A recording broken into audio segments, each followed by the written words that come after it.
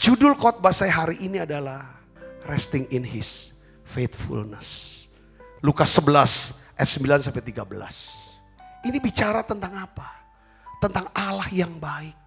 Tentang Allah yang setia.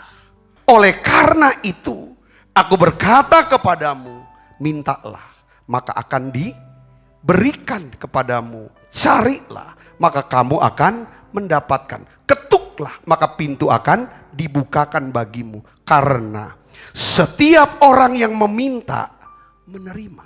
Setiap orang yang mencari, mendapat. Setiap orang yang mengetuk baginya, pintu dibukakan. Bapak manakah di antara kamu jika anaknya minta ikan daripadanya akan memberikan ular kepada anaknya itu ganti ikan?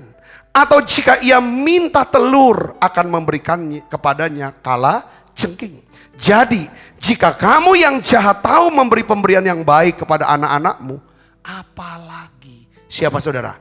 Bapakmu yang di surga, ia akan memberikan apa? Roh Kudus kepada mereka yang meminta kepadanya. Jadi kalau saudara datang ke Tuhan, kita datang kepada Tuhan dalam doa. Saudara datang beribadah. Coba ditanamkan dalam pikiran kita yang pertama adalah aku datang kepada Allah yang baik dan setia. Allah itu baik oleh sebab Dia selalu berusaha mencegah kita melewati rute-rute perjalanan hidup yang dapat membawa kita menuju apa? Kehancuran dan kebinasaan.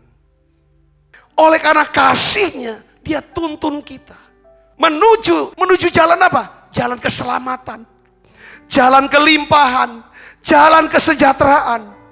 Jalan-jalan itu kadang-kadang Dia belokin kemana? Kita ada kalanya kita harus lewati yang namanya padang gurun. Apa padang gurun saudara? Satu kesusahan, satu kesesakan, satu cobaan yang begitu berat. Di dalam Ulangan saudara, Tuhan bilang, ya kan, tujuan aku membawa ke padang gurun. Supaya kamu tuh bisa dapat belajar mengerti bahwa manusia hidup bukan cuma oleh roti. Tapi oleh apa?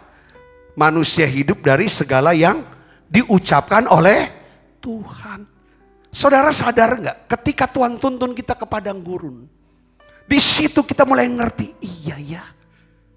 Bukan cuma roti yang aku butuh, tetapi aku butuh yang namanya firman Tuhan. Setiap perkataan yang keluar dari mulut Allah. Ketika saudara dan saya bisa berkata bahwa aku butuh Tuhan, aku butuh firman Tuhan, aku butuh hadirat Tuhan.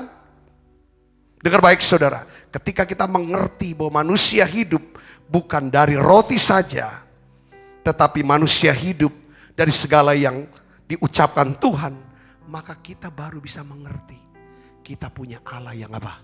Setia.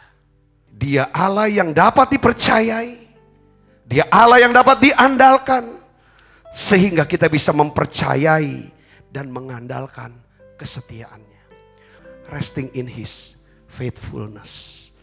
Mungkin kita sudah terlalu capek, lelah hidup kita. Hari ini, saudaraku, kita mau belajar. Saudara, kalau kita bisa bersandar kepada kesetiaan Dia. Dengar baik saudaraku, saya percaya saudara akan punya pengalaman-pengalaman iman yang bisa menjadi dasar pengharapan saudara kepada Tuhan. Katakan amin saudara. Ya, kesetiaan Tuhan itu berarti bahwa Dia selalu melakukan hal yang benar. Kalau saudara percaya bahwa Dia Allah yang baik dan setia, saudara akan percaya bahwa Tuhan selalu melakukan hal yang benar dalam setiap situasi kita. Tapi masalahnya karena kita gak kenal Dia, gak terlalu deket, gak terlalu kenal. Kalau Dia bawa kita ke dalam situasi, saudaraku, kenapa aku harus dibawa ke padang gurun? Kita langsung salahin Tuhan. Beberapa orang kecewa sama Tuhan. Ya doa gak dijawab-jawab. Tuhan tuh setia. Dia selalu melakukan hal yang benar dalam setiap situasi. Dia juga tidak akan pernah gagal untuk memenuhi daripada janjinya. Katakan amin. Meskipun keadaan kita berubah, Tuhan dan firman-Nya akan tetap sama. Hari ini saudaraku, saya ingin ajar tentang Allah yang saya kenal. Dia adalah Allah yang setia. Allah yang bisa dipercaya. Allah yang bisa diandalkan.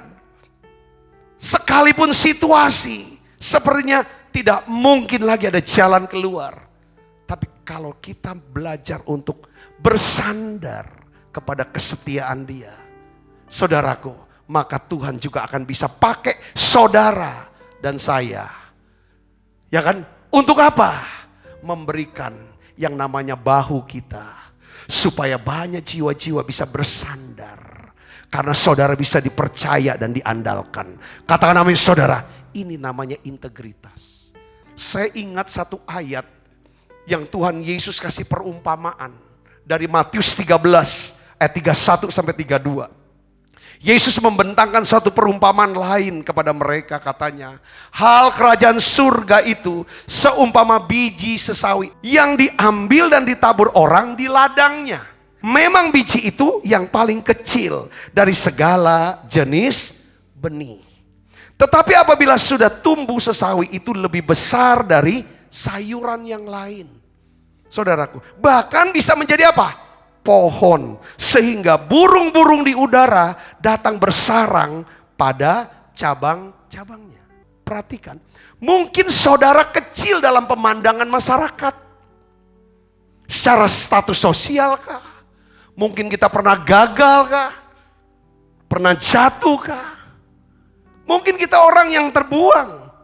Dengar baik saudara, ketika saudara bisa mempercayai yang namanya kesetiaan Allah, itu namanya benih bibit sawi. Itu namanya iman sebesar biji sawi. Sandarkan hidup saudara kepada kesetiaan Allah. Aku percaya karena aku punya Allah yang bisa diandalkan. Ketika saudara bisa percaya kepada Allah yang setia, setia artinya bisa dipercaya dan diandalkan. Dengar baik, Allah akan memberikan saudara apa? Kesetiaannya buat saudara. Sehingga banyak orang seperti pohon sesawi, burung-burung, keluarga saudara, ipar, keponakan, sepupu, tetangga, orang gereja, bernaung di bawah saudara. Saudara mau jadi berkat, saudara katakan amin. Ini. Kalau orang yang sudah ngerti, yang hidupnya bersandar pada kesetiaan Tuhan, pasti orang itu dapat penugasan dari Tuhan. Dia buat mungkin satu keluarga besar saudara bersandar sama saudara. Secara rohani kah, secara ekonomi kah, secara pengaruh kah, secara hubungan kah, secara apapun. Saudara gak pernah keberatan. Katakan amin saudara. Ada orang bilang apa-apa aku. Padahal ada banyak yang lebih kaya dari aku. Enggak, jangan. Itu tandanya saudara ini orang yang resting in his faithfulness. Kalau kita bisa belajar bersandar pada kesetiaan Tuhan, maka kita akan bisa menjadi sandaran bagi banyak jiwa. Sebab kita menjadi orang yang dapat dipercaya dan diandalkan.